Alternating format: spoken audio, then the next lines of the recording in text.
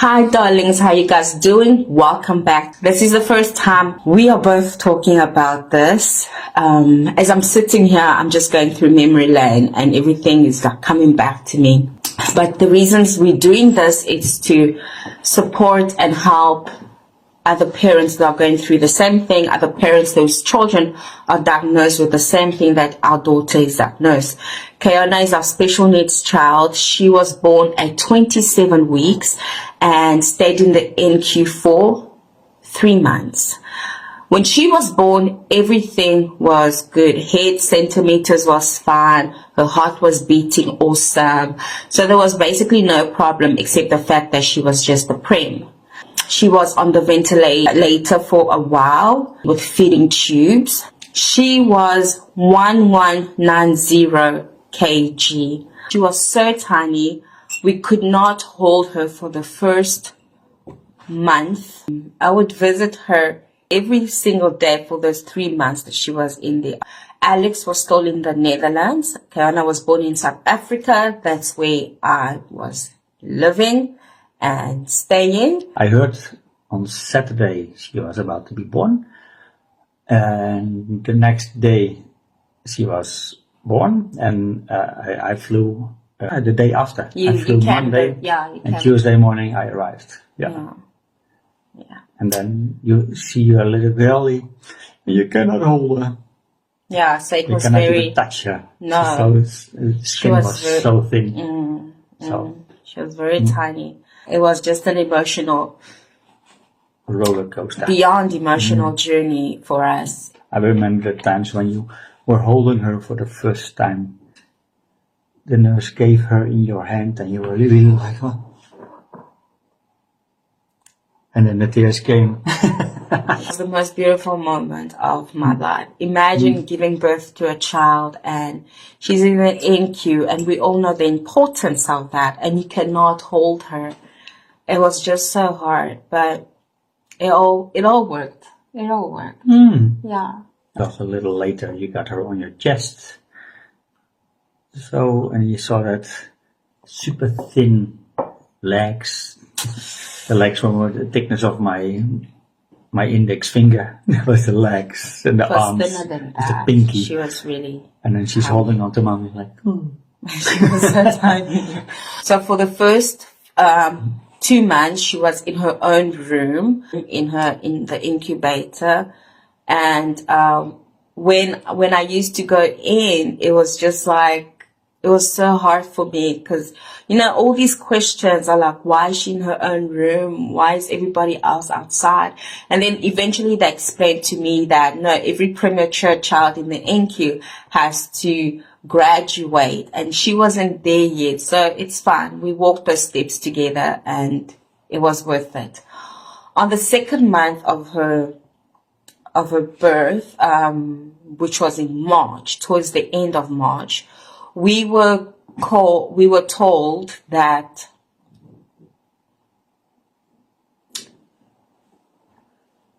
that Kayona had like a blood clot in her ventricle. And the doctor was very vague about it. He didn't go into details because I'm a person that asks questions. Like, I need to know what I'm facing. I need to know what's happening. I need to know what actions I need to take. But he just said that, oh no, she's got a clot in her ventricle. Like, we all know the ventricles. It's your brain. It's in your brain. So he says, no, she's got a clot. It happens in premature children, he says. And normally it goes away on its own, which I found it very, like, okay. But our faith was only on our God. We only had our prayers and we only had God. And every time we'll go visit, it will be the same thing. And that was now my question. Every single day I'll go to visit her. It will be like, how's the clots? How's the clots? How's she doing? How's the clots? And it will be always like, oh no, she's still there. She's still hanging in there. It's going to be fine. It's going to be fine. That was the song. Her head started to swell. She was so tiny, but I could see the difference in her head. Her head started to swell. So me, I know that it's the clot in the ventricle. And I asked the doctor, like, what is happening? Why is her head swelling? He sits us down, and in his office, I remember, right? This guy is taking a book, and whatever information he's giving, he's like, I laugh about it now, but yeah, he's like checking in his book. And then he says, Kayona has hydrocephalus.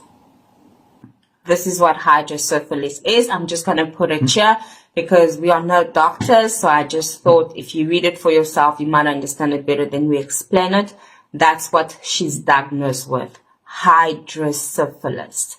With hydrocephalus, you obviously need to have an operation, okay, to lower the swelling.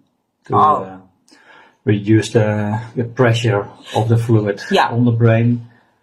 And then they put a shunt. Yes. So they take a tube. It's a long tube, longer than you expect in a small, tiny little girl. And they put the tube in the brain, and under the skin it goes to the stomach. Especially with a young child, it's hard to see. Simple. So it sounds very easy, problem solved, but no. At the moment, they told us that she had hydrocephalus. She had gained weight. She was sitting at 1-230. For her to have the operation, she had to be about 2.5. So she could not go under any surgeries until she had reached that weight. Now, that was a very long time. And her head was swelling every single day. And then the doctor decides to tap the head. Now, tapping is when he was inserting a needle in by her side. You know that soft spot. What is it called again? I'll just put it down there. That's soft spot of the child. Yes, that soft spot of the child. So he will insert a needle there, and he will always draw out the blocked fluid that needs to be released. That happened until Kayona gained her weight for her surgery. So at that time, we didn't know that whatever was happening was not supposed to be happening, you know? So we only found out things later. But anyways, as he was doing that, he was just basically drawing out the pressure. Yeah, he did help, you know? He did assist. He tried his best. Yeah, he did. He tried his best. Yeah. Not that he was allowed to do it, but he tried his best. That he tried his best. So going forward, Kayona was still in the NQ with all of that happening to her until one day she reached her 2.3. Her weight was at 2.3 kg. And we got her to hospital. They got her surgery done, her first surgery.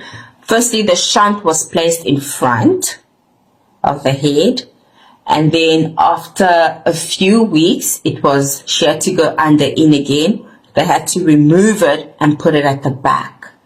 Now, that was the second surgery she underwent. And then as it was at the back, it was all nice and everything. But then I started seeing that it was leaking. There was swelling. Yeah, there was leaking and there was swelling. So when it was in front, it was swelling. And then when they placed the shunt at the back, I saw swelling and leaking. And then eventually went back again for that. So that obviously they can never put back the same shunt because it's obviously contaminated. Okay, it's just medical things. They had to insert another one, and she's had that one till this day. And at that time when she had it, she was 2.5 months. And with that needle, we don't know exactly what caused it, but probably, and we will hear it in 6 months, is that going into the head with the needle from the doctor, a small hemorrhage came up. So the reason why she cannot walk by herself yet is spastic dysplasia, and that comes from the disorder in the brain. Yeah. Let me say it like that.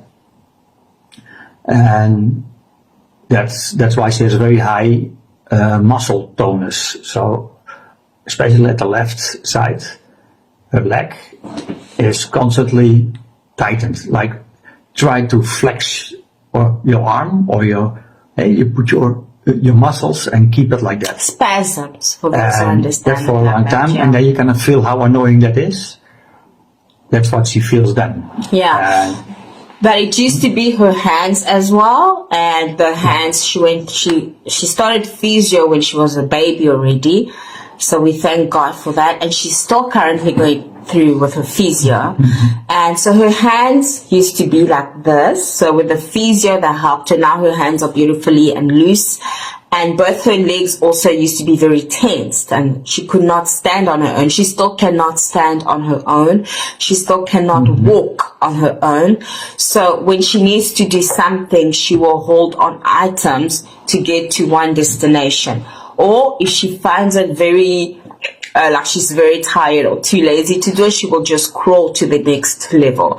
We believe that our daughter will walk. We don't know how hydrocephalus affects. For us, hydrocephalus is just the brain fluid swelling blockage, but it has affected her in ways that we just didn't understand what was happening until she underwent her first surgery, and the doctors called us and they told us that her neurosurgeon, because they had to transfer her to another hospital. So her neurosurgeon said that you do know that you can sue the hospital and the doctor that did this, because this could have been prevented. There's apparently a medication, I cannot say it, I don't think I'm allowed to. There's a medicine that give premature babies that prevents all those clots and prevents everything. But that wasn't given to Kayona. And yeah, true. But suing doesn't solve the problem she has. No, it doesn't. But I think you only get stressed yourself more. And what do you win? Maybe some money. But you should focus, in our opinion, you should focus your attention and your love on the child, on Kiana, and make that important. I think because your focus will shift for getting your right. Maybe for some people it's different. We prayed about it, and like the Lord will intervene, and He has, because it's so hard for a mother to sit in front of doctors who are telling you that it could have been prevented. And this doctor knows that it could have been prevented, not only for the mother. Yes, baby, I'm sorry. No, but you have to take life as it comes and what they give you, and where do you put your focus point on? And we put our focus fully on Kiana and on her health, and we didn't trust a lot of doctors after that anymore. For example, one doctor said she needs hearing aids because she cannot hear. And we went to another doctor. That is a story for another day. It's just things. Yeah. And as everything happened, they told us that this could have been prevented. And I felt like, okay, do we sue? Do we not sue? And my husband said, you know what? Let's just pray about it. God Himself will avenge for all of us. And later... And it's not me, by the way, It's not me. I would kick his ass from here to Tokyo, back to South Africa, and wherever he came from, he will land. So... But we don't talk like that. No, you can be honest. When you're angry, you are angry. Yeah, so we didn't sue, but later we found out that there were other parents with other special needs children. Well, things happened, and those people ended up suing this doctor, and that's all we can say. Yeah. Okay, so God fights. When you give it to Him, He fights for you. So with Kiki, that's where we are now. She's still doing her physiotherapy, and then when she's not at physio, we are still helping her in the house. She is smart. She talks. She's doing everything that we were told she would never do.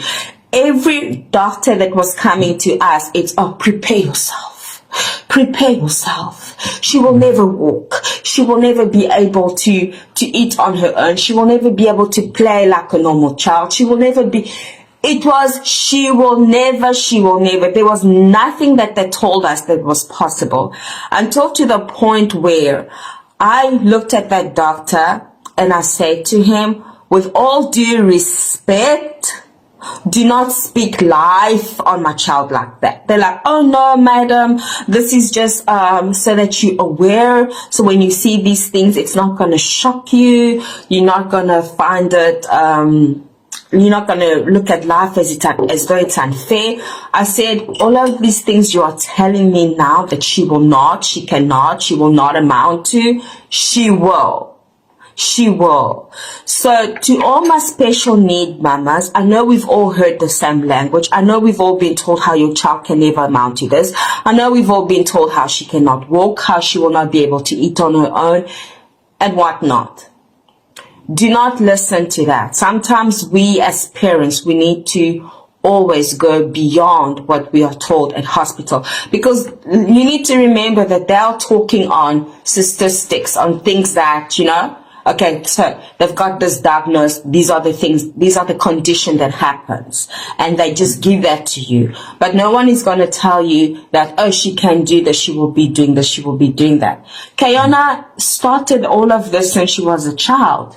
She's thriving. She's still a child. She's still a baby. Well, when she was an infant. Also, don't underestimate, so much is not clear and known yet also in the doctor's world. A lot of things they do not know. Yeah. And then also for parents to find things out, where to go, who to listen to, who to trust, in their opinion, because they don't know nothing basically. This little bit what they know. Parents know a little bit.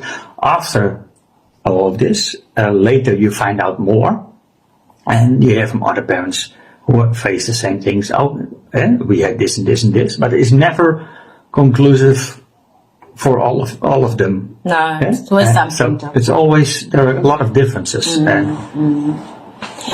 so they don't know. No, they just do something. Yeah, sure. That's for us.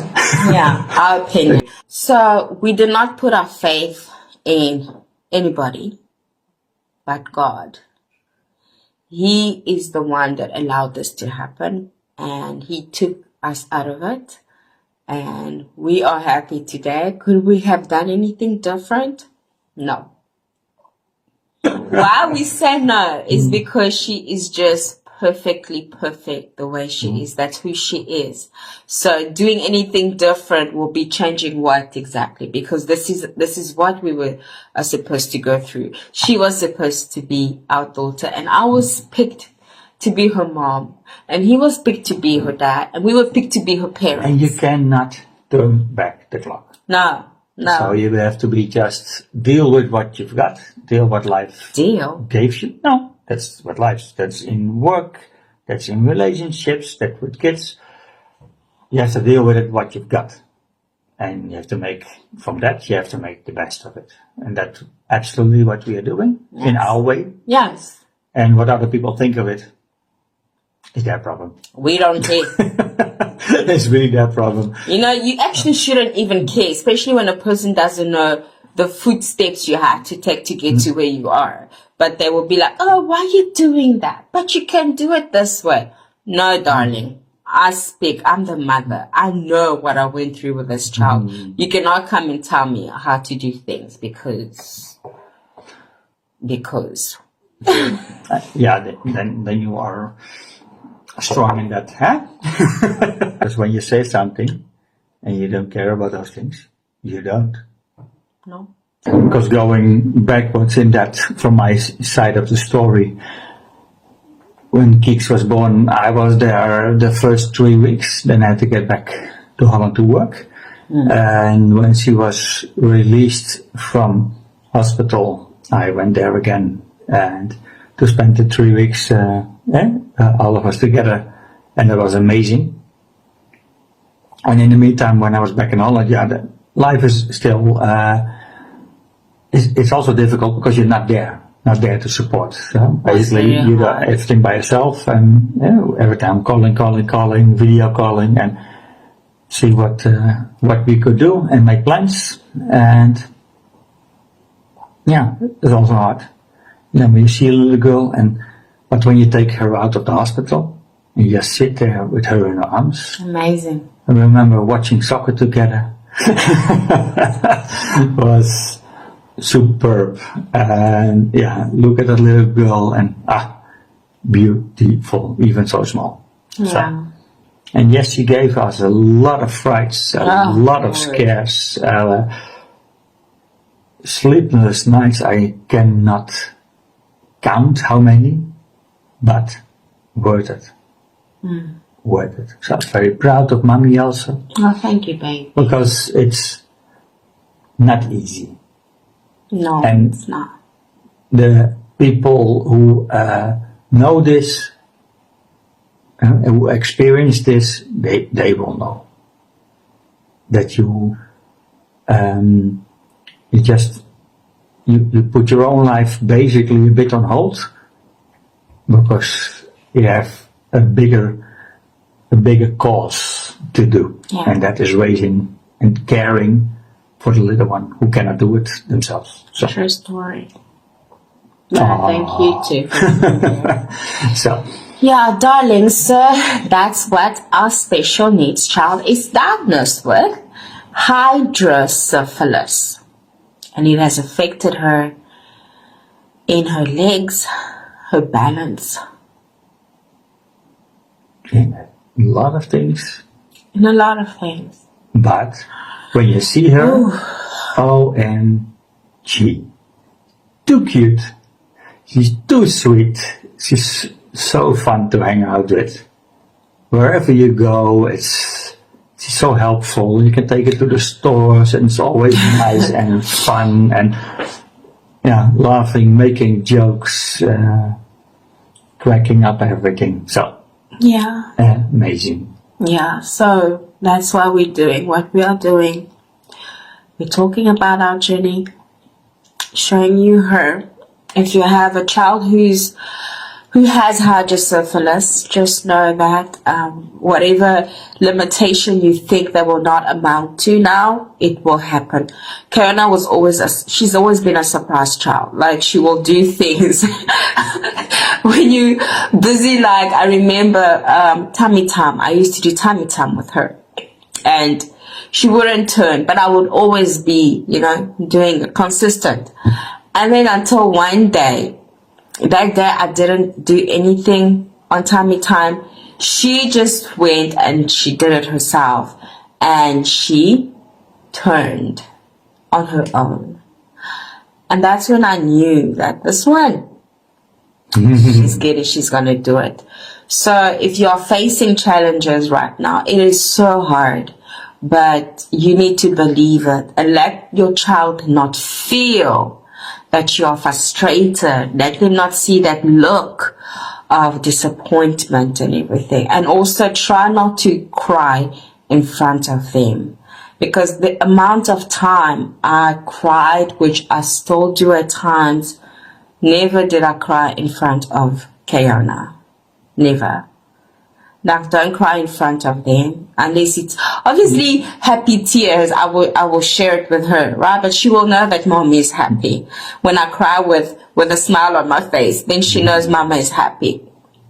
But darlings, to my special need mamas, seriously, God is with you through this journey. And that child is a miracle. And he or she or they, whether it's twins, they will do marvelous things. Marvelous things. Do not limit them to what you think is ordinary. Do not. Let them thrive. You've all seen Janaya, little rascal. She's she's our second born. We do not compare them together. Janaya is Janaya, Kiona is Kiona.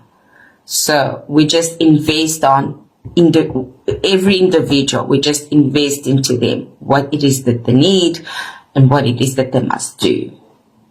And for you to know, Keona means God's gracious gift. God's gracious gift.